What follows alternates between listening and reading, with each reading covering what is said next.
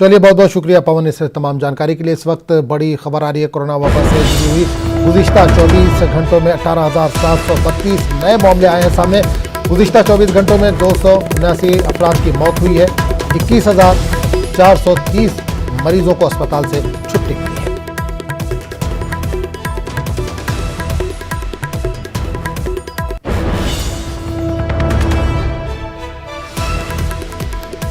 तो गुज़िश्ता 24 घंटों में 18,732 नए मामले सामने आए हैं। गुज़िश्ता 24 घंटों में 279 अफराद की मौत हुई है। 21,430 मरीजों को अस्पताल से छुट्टी मिली है।